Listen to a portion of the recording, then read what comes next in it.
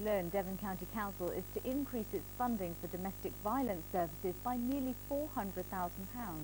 The council says it's to avoid redundancies at a time when incidents could potentially increase due to the recession raising stress levels. Around 40 firefighters have been tackling a fire at a storage building at Blackpool China Clay Works in St Austell overnight. Firefighters say it's being treated as suspicious and an investigation will begin later on this morning. Meanwhile, a team of professionals has been put together to make sure that Cornwall Fire Brigade improves after its poor rating from the Audit Commission. The county's emergency planning manager will be among the 5-strong team. They're tasked with identifying where the weaknesses are and working out ways of improving performance.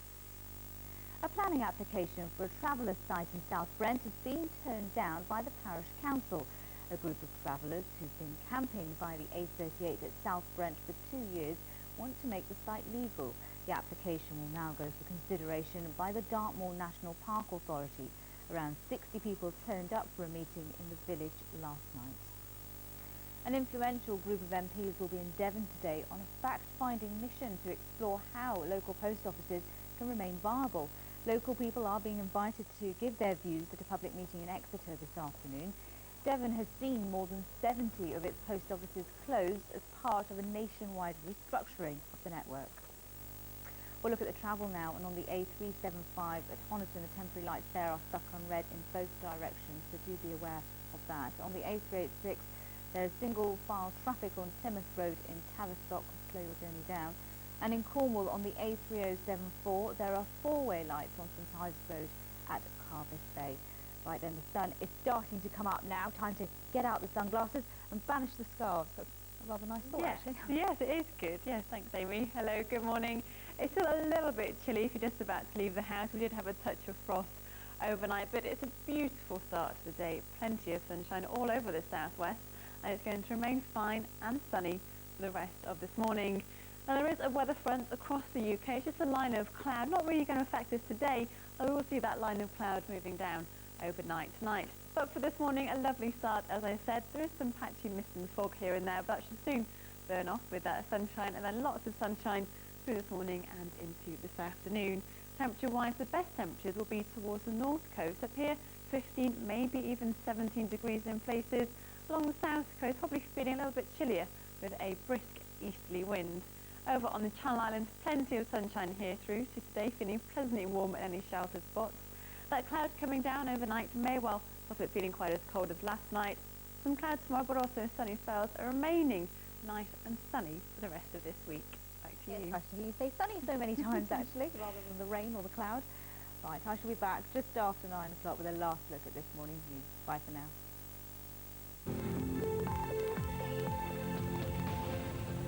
Hello, good morning. You're watching Breakfast with Bill Turnbull and Kate Silverton. Our main story this morning, students in England and Wales could soon be paying a lot more for a university education. A BBC News survey has found that most Vice-Chancellors want to charge at least £5,000 a year in tuition fees for their courses. That's a substantial rise on the current maximum of just over £3,000 a year. Many people with dementia are not getting the care they need, according to a new report today. It says there needs to be better access to specialist units and improved training for staff. 6,000 care homes were questioned for the report. Josef Fritzl, the Austrian man accused of locking up and repeatedly raping his daughter for 24 years, will face further questions in court today. The jury's begun watching 11 hours of taped testimony by his daughter. Fritzl has admitted incest and false imprisonment, but pleaded not guilty to enslavement and murder. Gordon Brown's calling on Iran to join a new international effort to tackle climate change by expanding nuclear energy. But the Prime Minister will tell a meeting in London today that Tehran will only receive support if it agrees to stringent controls to ensure it does not develop nuclear weapons. Budget airlines like EasyJet and Ryanair are among the slowest to get lost luggage back to its owner, according to a new survey. The Air Transport Users Council found the no-frills carriers also made it difficult for people to get compensation. Airlines lost over 1 million pieces of luggage at UK airports in 2007. That meant around one passenger in every 2,000 lost their bag. Those are the main stories this morning. Here's what's coming up later in the programme. He's the celebrated star of the West End stage, recently got engaged, and he's now about to release a new album of songs. It's Lee Mead, and he'll be here a little bit later. We'll find out how selling your unwanted clutter online can help you ride out the credit crunch. She's the voice of Woman's Hour, having inspired women across the nation. So why does Jenny Murray feel she was a disappointment to her own mum? We'll find out a little later. And how does it feel to be without a home when you're barely 10 years old? We'll be speaking to 2 youngsters. Who knows? And Oh What a Night. Maybe there's a song there. They triumphed at the Olivier Awards, winning Best Musical. We speak to the cast of Jersey Boys as they celebrate a year of stage success.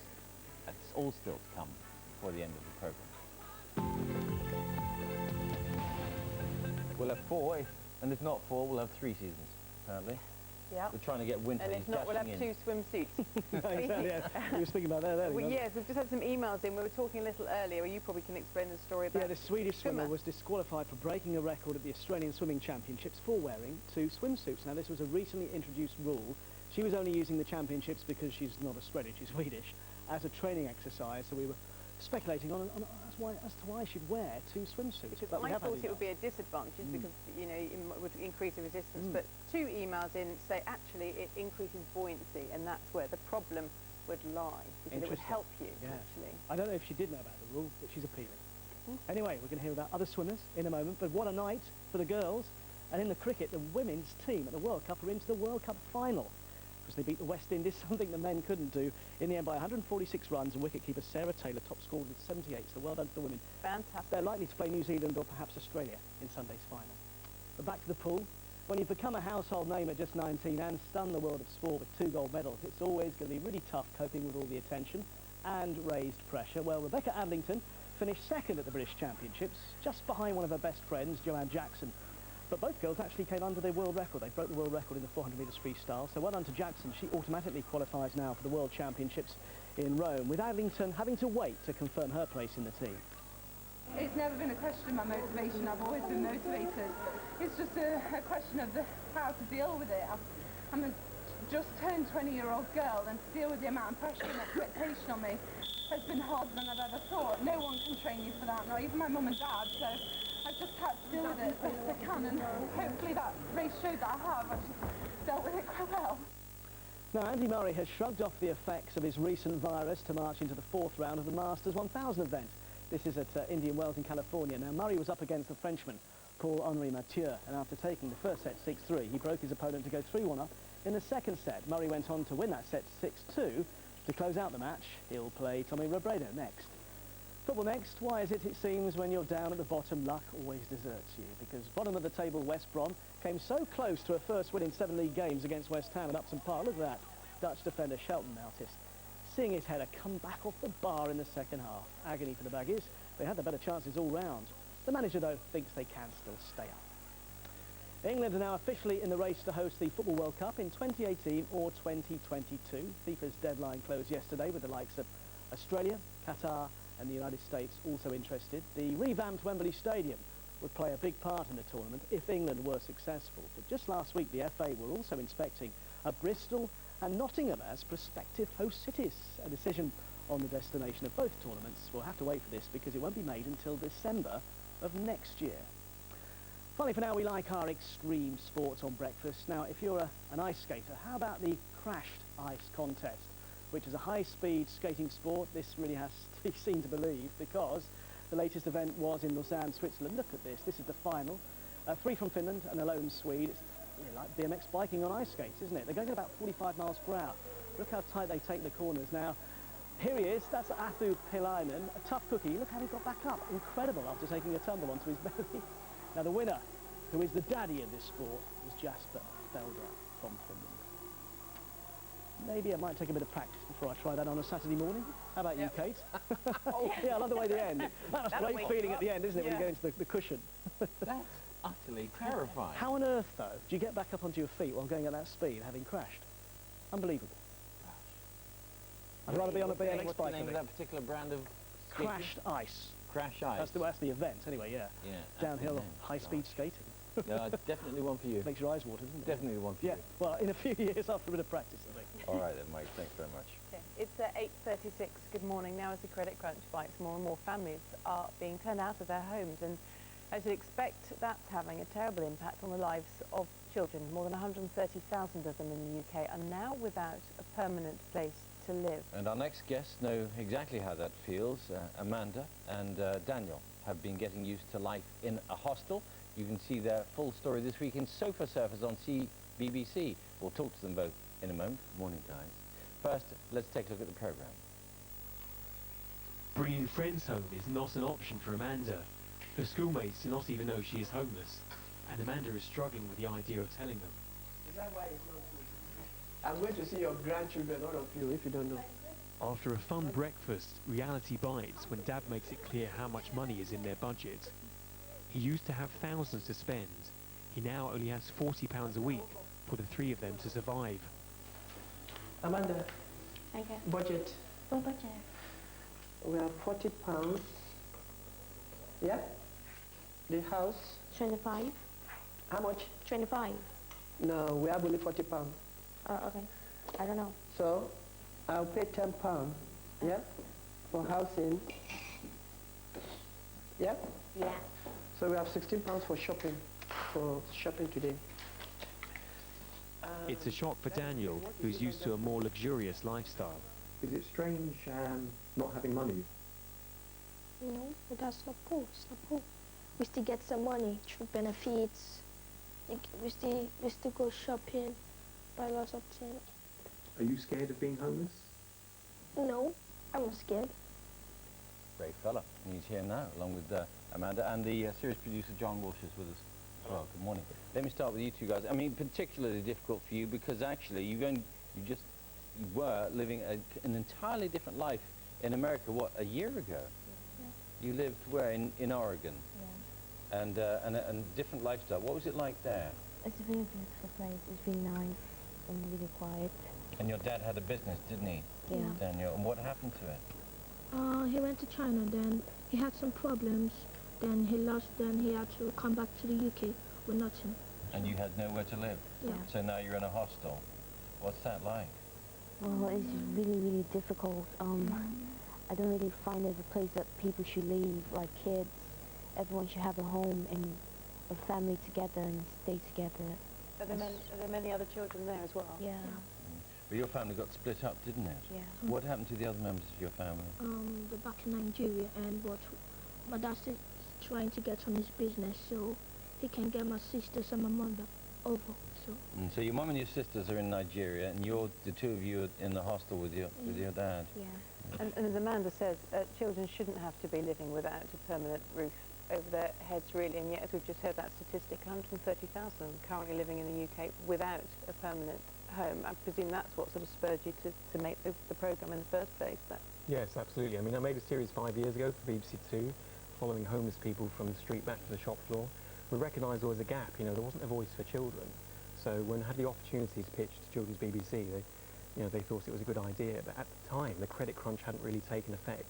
And that figure of 130,000 is from research that was compiled up to the end of last year. So we suspect the figure is going to be a lot higher at the end of this year. And you're looking, of course, at the impact that it has, and through the lives of Amanda and her brother here. But what have you found in terms of the psychological impact it is having on kids? Well, the interesting thing, and I think the thing that comes through in all of the episodes and all of the contributors, because Amanda and Daniel are just episode 2, there's different families in each episode, is that all of the children are quite robust. So if the three of us was to lose our homes today and we had to live in a hostel, we might find it quite difficult to maintain working life and social arrangements. But all of these children that take part in the series are maintaining normality. They're still going to school, they're still performing well, they still have to do what mum and dad says at home. But do you talk about being homeless? I mean, can you tell your friends at school that the situation that you're in? Do you find that easy? Yeah, most of my friends in school know, but not everyone. But you had so you didn't tell them for quite a while, did you? Yeah, I did. didn't. And No. why did you hold back? It's just really difficult, I guess. Like, it's really different and kind of hard telling people that you were this before, now you're this. They might look down on you, but I don't really care about that anymore. How were they though when you told them? They were really nice. They didn't like change or anything. They just stayed the same. What do you miss most, Daniel? Really miss my sisters. Yeah. And when will you get to see them? Maybe next month. Yeah, it's obviously very difficult. But has your dad managed to find a job, or is he trying to set up a new business now? Or? He's doing some business right now, so we're still waiting. Yes, yeah, very difficult. And just the numbers are extraordinary, aren't they, John? 130,000 What help children. what help is being given then? Well, all of our children are in different sort of housing situations, so emergency housing, temporary housing, and in the case of Amanda and Daniel, they're in hostel accommodation, so the help is there. You know, one of the reasons this series was commissioned was so that children who are going to be becoming homeless this year have at least a sense of what can happen to them. So they're not going to be on the streets, they're not going to have to grow a long beard and have a dog on a string, which is often the perception children have, but there is help available. You know, all of the children that take part in this series find that there is help out there. And even if you're living in a hostel, you know, it means you can still eat well and you still have to go to school. Right. But I think the concern is going to be the system, can it cope if there's more than 130,000? Yeah. And I think the real test will be over the next sort of 12 months. All right, John, thank you very much indeed. Thank you both very much. Good luck to you and your dad as well. And can I say, very smartly dressed this morning, too, Yeah. don't you? Really fantastic. Thanks, guys. Well, you can catch it. What's it called? Sofa Surfers all this week on CBBC digital channel at 6:30. Now, it's 17 minutes to 9. Just over 2 years ago, Lee Mead was a jobbing actor from Southend, hoping for his big break, and all that, of course, changed with the BBC's search for a performer to star as Joseph on the West End stage. Lee went on to receive rave reviews and played to over 600 sold-out shows. Yeah, well, when his stint in the show ended, Lee's life changed. Again, he got engaged, moved to the Essex countryside and started writing songs. And the result is an album called Nothing Else Matters. He's here to tell us more, but first, here's a listen to the title track. I've been tracing places we've been. The footsteps we left are now lost in the wind. Life is what happens while we're making plans. You gave me your heart, but it slipped through my hands. TV is talking, the radio's on, but I can't drown out the sound of you gone. So what's gonna matter when this moment's done? The world's spinning faster, but we're just holding on. Did I ever stop to say? Did I ever find a way to catch it when time flew? Did I ever make it show? Did I ever let you know nothing else matters but you? Nothing else matters but you. Great stuff. Well, Lee is here. Very good morning. Lovely Hello. to see you as ever. Well, tell us about the new album then, because you chose the songs, these songs yourselves. You co-wrote some of them. Yeah, I co-wrote 2 of the tracks, so it's been really exciting actually getting into the studio and having a chance to do that. It's a proper personal project for you. Yeah, it's been lovely. So this isn't the first album, but you consider it to be your first real album, and I was intrigued by that description. yeah, I was just saying before, I think the first album was very much songs from the programme and the show itself, and sort of past 9-10 months I've had a chance to work with new producers and write new songs, so it feels more like the first really, but it's the second. Yeah, and you said before you were so busy, you just really didn't have a time to think about producers, people that you'd want to write with, whereas at this you've now been able to sit back, take your time Yeah, and enjoy it. I mean, life has been incredible for you, hasn't it? Yeah, it's been crazy actually. It's a little bit manic, but I've really missed the show. You know, it was a phenomenal 2 years, the whole experience, and I look back and think, wow, you know. Well, when you've sung Any Dream Will Do for the 600th time, you must go, oh, come on, give it a rest. I know. I think because I did 600 shows, but the song was 2 times per show. So 1,200. 1,200 times, yeah. And not only that, but you had to shake your closed chest. my eyes. Yeah, I did. Yeah, and you said that was, you said I would, that's the one thing you're really going to look forward to, not having to do that again, is that Yeah, right? definitely. Because I was meant to be 14, I think, or 15 in the first act, and Act 2, like 33, I think. So age leap there, but. And in the meantime, did you ever imagine when you were a jobbing actor, as we called you, from Southend, that one day you'd be engaged to Denise Van Outen on a farm and producing your own, working on your own albums? I never thought I'd be doing more than just working, really. I just felt blessed that I was in the industry and working. But yeah, it's great to think this far on. I'm now going to be married and have a nice home, and it's Have you set a date? Have you set a date? Not yet, no. She's been climbing Kilimanjaro, obviously, so yeah. it's been a big journey for her. So we'll probably start planning soon. It'll be some point towards the end of the year. So Yeah, and very so how is excited. she after the big climb then? Very tired, very tired. Yeah. Obviously, the past week she's just been resting really, so recharging again. And what's life like on the farm? It's domesticated bliss. Yeah, it's lots to do. It's just nice to get away really and just relax. Yeah, when you call it a farm, what kind of farm is it? I mean, yeah, it's not really a farm. There's some sheep there, but it's your sheep. It's a tiny paddock, and that's about it really. But it's just okay, nice and relaxing. Or I sort of had visions of you in wellies milking the cows. Yeah. Pouncing around. We spoke to Julie Roberts this week, and she was talking about baking bread. I'm thinking, God, everyone's actually. Definitely. So, only return to the West End. Hopefully, I mean, talks for 3 or 4 new shows, which is really good. Maybe kind of spring next year, Yeah. or the summer of next year. But I've always said that it'd be nice to find the right project to do next, rather than rush into anything that comes along. You know, I think it's important to connect with Any what you're doing. thoughts? Any specific thing you'd love to do? I'd love to do a new show, a brand new musical, but it's whether it comes along. Right. Really. One of the songs on the album is Through the Barricades, which is a big one for Spandau Ballet, of course. Why did you decide to do that? I think it was just obviously a huge song in the 80s. It was like a massive anthem type number, wasn't it? But we've stripped the version right down. And you got permission? From Gary Camp, yeah. He agreed to put the song Let's on. have a listen. It's more acoustic, really. It's quite nice.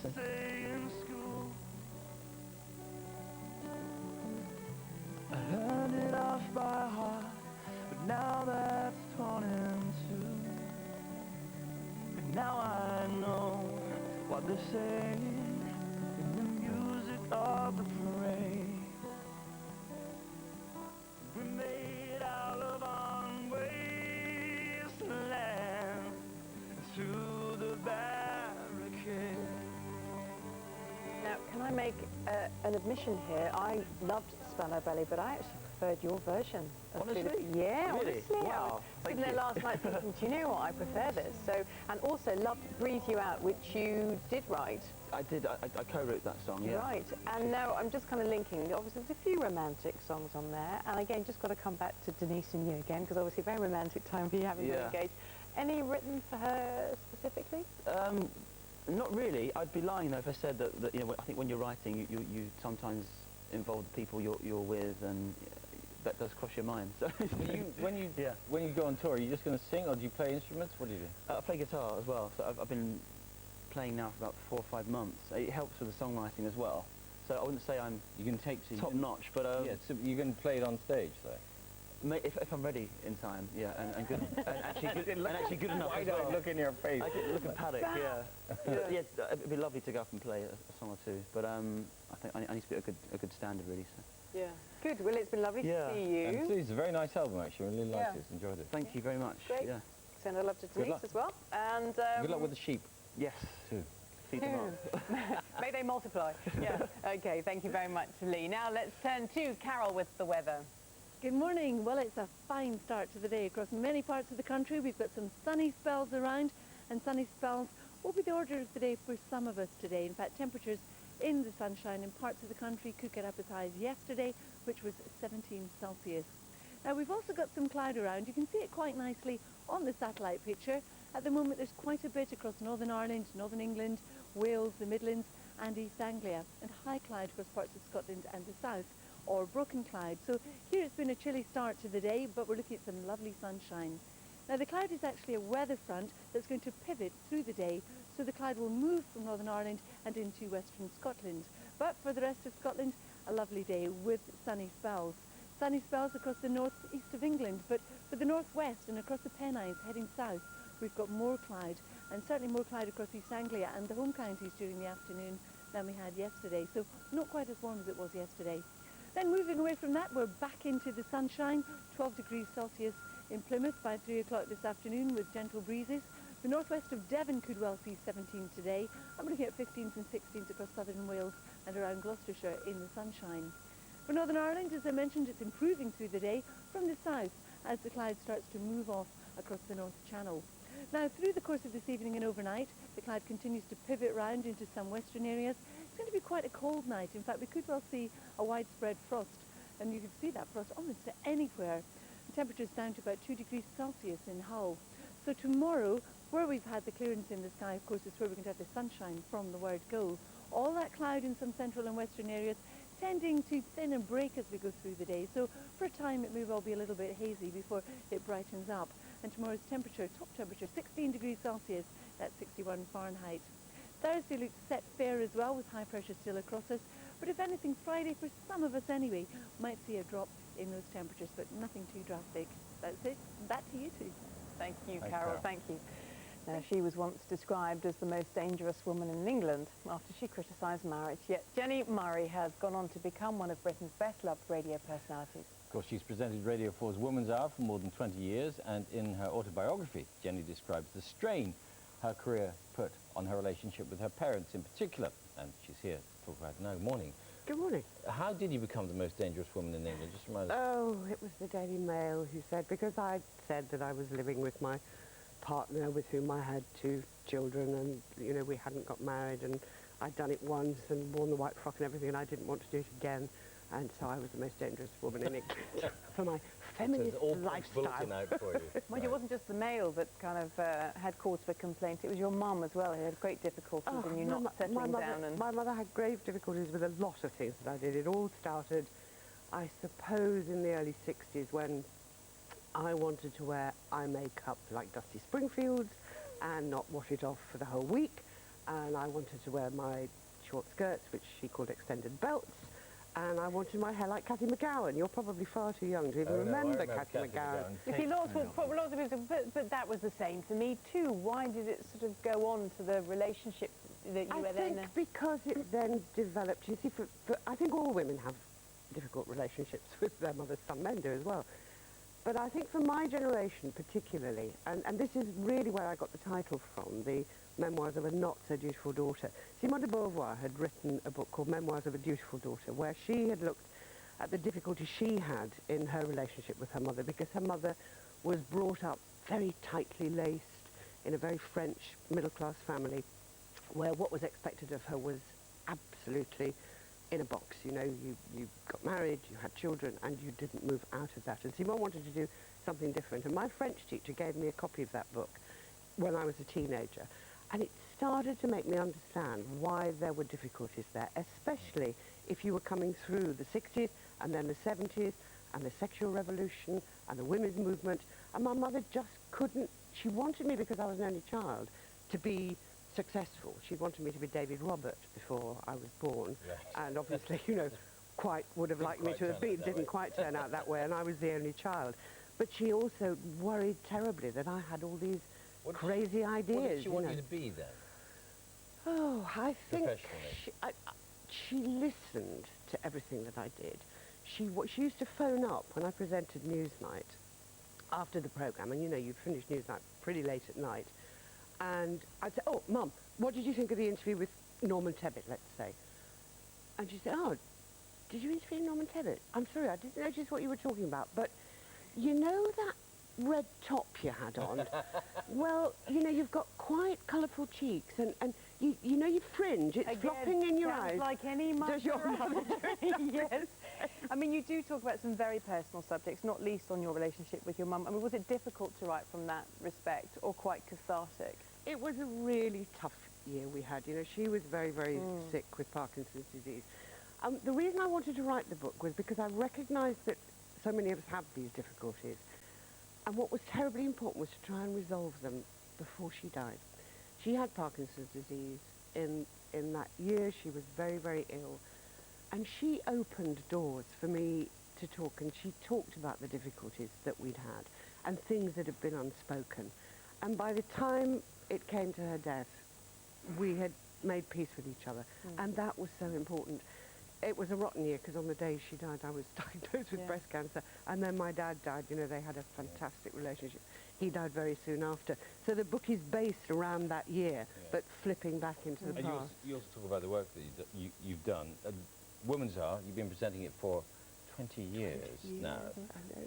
Whisper it so nobody notices how long I've been you still keep it fresh, because presumably there are ever more fresh issues, women's issues to talk about. Sometimes, when I look back to the year the programme started, which was just after the war, 1946, and I look at what they were talking about, and they were talking about equal pay, how to get the germs out of your dishcloth, and how to knit your own stair carpet.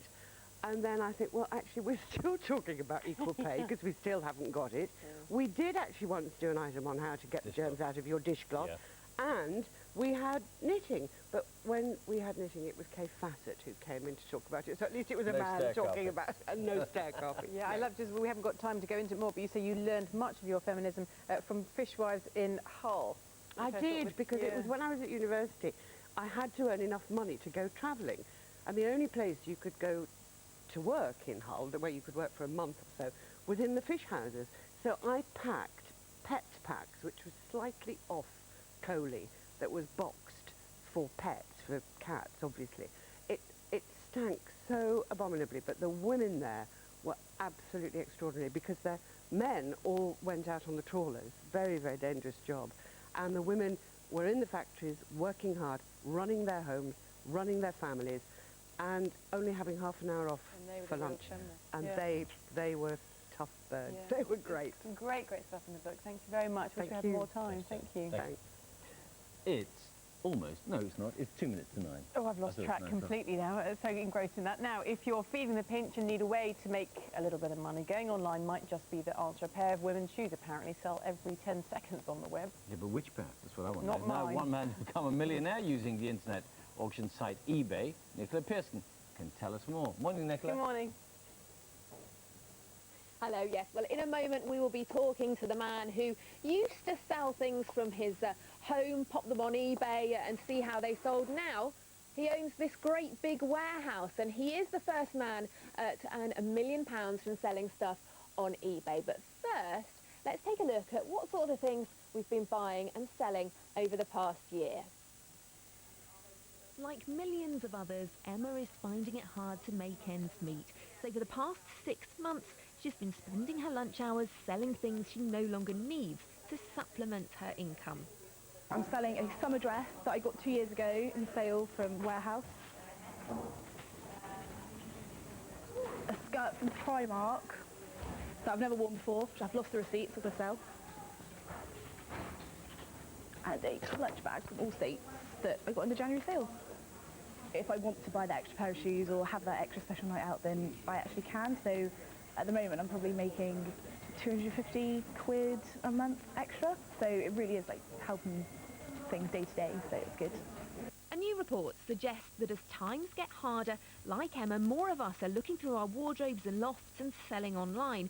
And we're also buying more in online auctions, either second-hand goods or new and unused items with cheaper price tags than the high streets. In the last year, we spent £12 million more on clothes and shoes than in the previous year. An item of women's clothing sells every 3 seconds. We also spent £9 million more on items for our home, and we bought more caravans, pushchairs and men's dancing shoes. What sort of things do you sell? Just general clothes that I probably wouldn't wear anymore, just like shoes I've never worn. People who live in Norwich are the biggest sellers in the UK. They made £17.2 million on eBay in the last year. Savvy sellers in Manchester made the most of the boom in home cooking, selling more woks, baking tins and oven trays than anywhere else. People in Northampton spent the most on bread makers, and over in Wolverhampton they spent the most on DIY products. Cardiff saw a boom in selling leather trousers. The biggest buyers down the road in Bristol. Emma says the extra money is really making a difference, and so now she's actively looking to buy bargains to sell for a profit. Well, here he is, the man who made $1 million, Mark Radcliffe. Mark, just talk us through how you did it, because obviously you started off extremely small, selling out of a shed in your garden. That's right, yeah. I quit my job. I was working in London at the time, came back home to my parents' address. They allowed me to use their shed, luckily, and we started from there to this warehouse over here today. It's a huge move. It's taken you 10 years, though, hasn't it? Yeah, it's not been something overnight. It's taken, as I say, 10 years to build it to this. A lot of reinvestment. We launched the eBay store, thirsttosave.co.uk, about 6 years ago now, after having a website initially. Give us some tips. We all want to know how to make money. Sometimes you win, sometimes you lose, but tell us how to make the most out of selling on eBay. I think it's just making sure that you're actually making money when selling on eBay. There's a lot of fees involved on eBay. We built software that keeps track of this and allows us to make sure that we're keeping the profit. And finding that niche in the market, I guess, finding things that people actually want to buy. Yeah, it's all popular items, things that people are using every day to do with hands-free kits or memory cards, things for their iPod. All right, Mark, thank you so much for talking to us this morning. I am going to carry on talking to Mark, see if I can get some more tips and work out how to make a bit of money on the side. Thank you very much, Nicola. We've got Frankie Valli in the... Very noisy, the Jersey Boys. Oh, yeah, we're a Morning, rabble. Jersey We can't Boys. stop talking. We're a rummage sale. Good morning, all. We have Ryan, Stephen, Philip and Glenn. Good morning to you The all. award-winning Jersey Boys, we should say, Yeah. because you've just won an Olivier. Yeah, Which is a big deal, isn't it? Yeah, best musical. We picked it up on Sunday. I mean, it was a great achievement. We've been working so hard for a year, and yeah, it's nice. It's a little heavy. It's a little Laurence Olivier with a crown on. It was good. Lovely. Feels like something special. That's good. Well, we'll be talking to you about that and more on the Jersey Boys shortly. But here's a quick last look at what's happening where you are. See you very soon.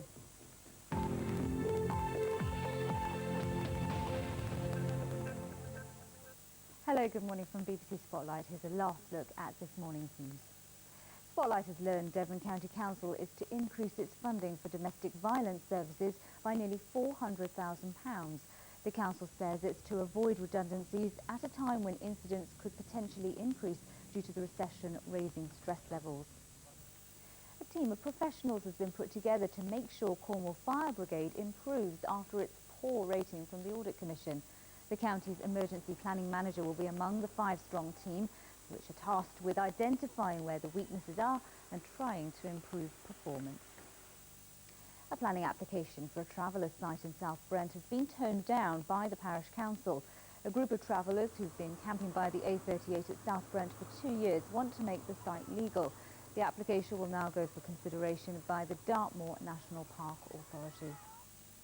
An influential group of MPs will be in Devon today on a fact-finding mission to explore how local post offices can remain viable. Local people are being invited to give their views at a public meeting in Exeter this afternoon. Devon has seen more than 70 of its post offices close as part of a nationwide restructuring of the network. We'll have more on these stories in our lunchtime news, but here's a last look at the weather. And after a chilly start with some patchy fog, this will clear quickly to leave a dry day with plenty of sunshine, becoming pleasantly warm this afternoon. The top temperature is 17 degrees Celsius.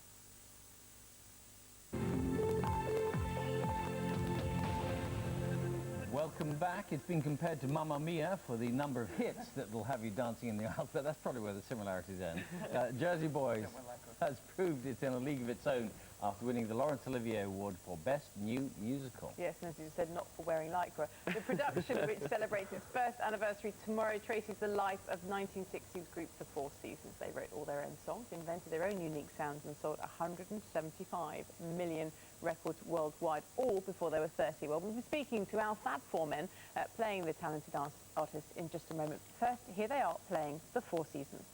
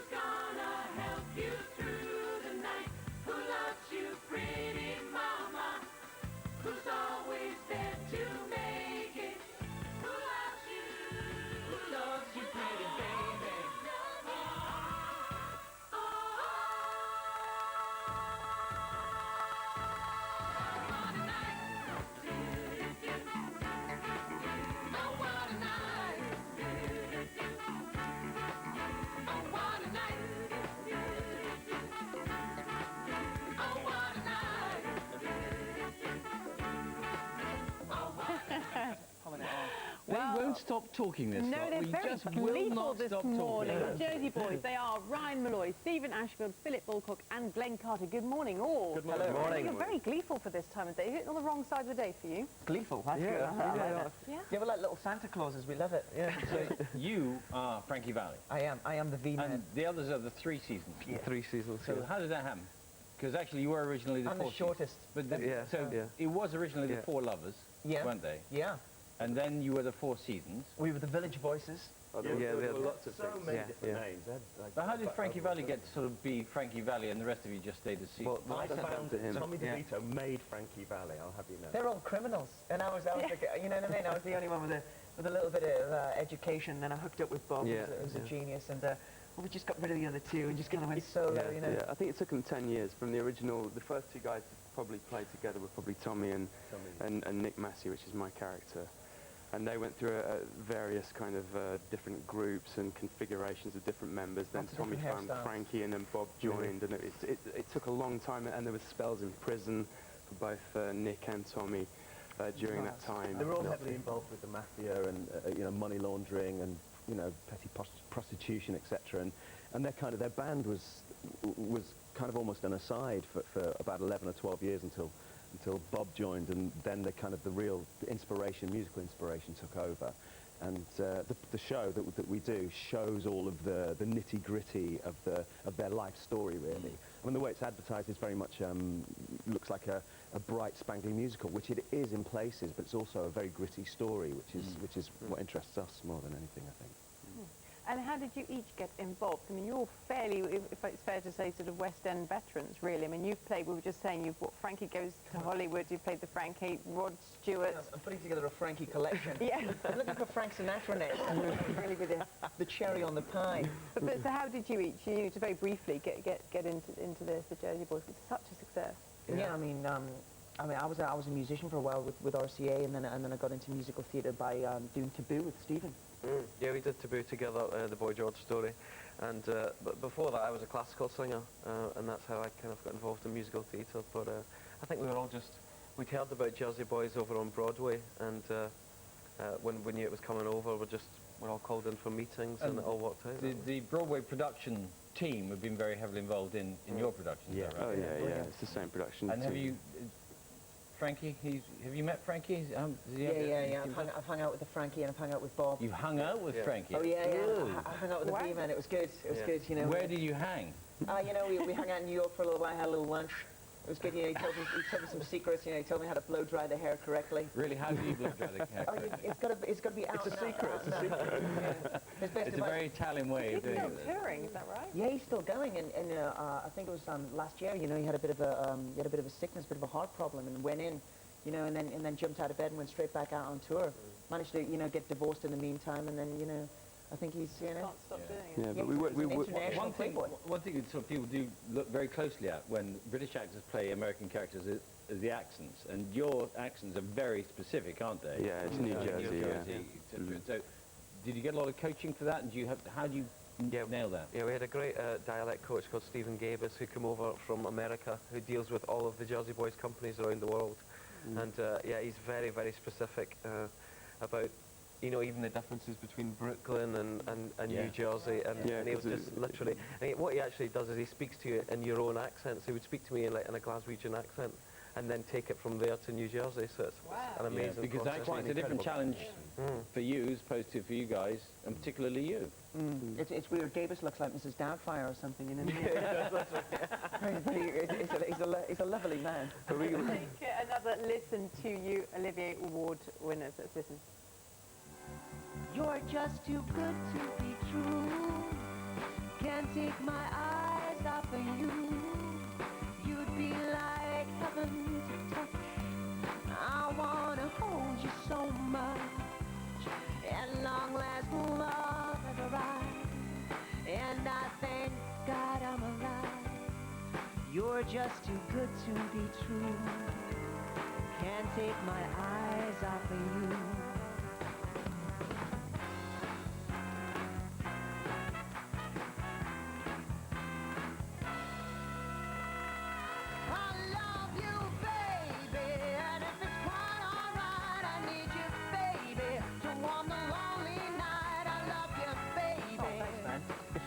That's my favourite.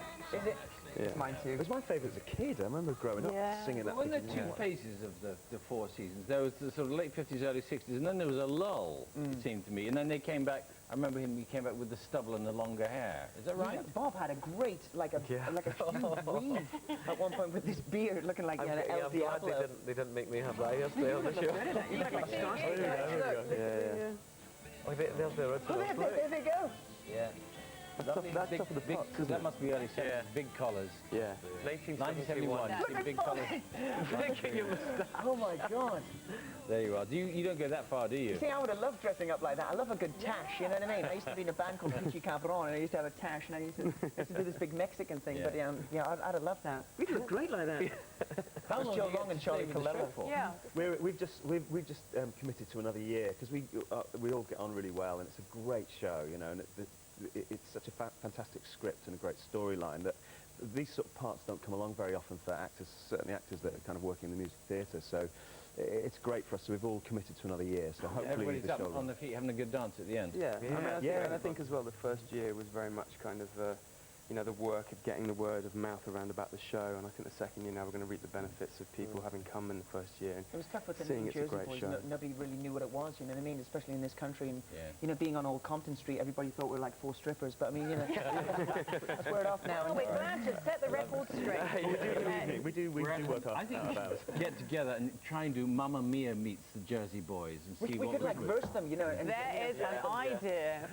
We've got to leave it there, but really good to see you. Thank you very much indeed. Have a great day today. Robert Wagner's here tomorrow. Marvellous. Yeah, amazing autobiography and many romances. See you tomorrow. Bye-bye. Very interesting book.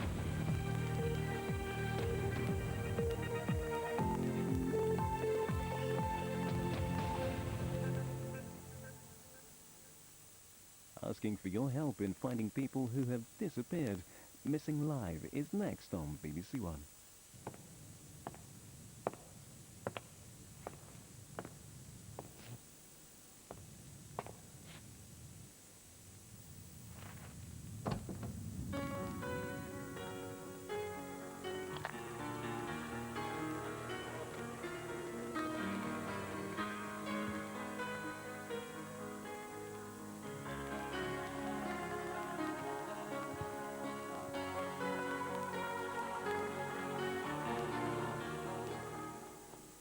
This better be good.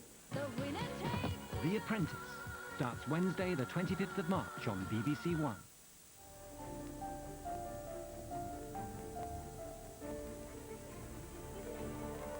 There is a place on earth where beauty can become the beast.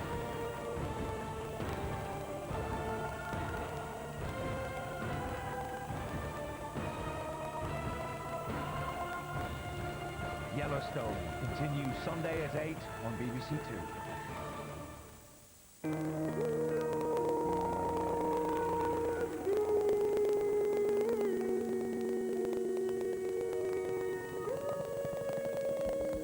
Louise Minchin and Rav Wilding need your help now on BBC One.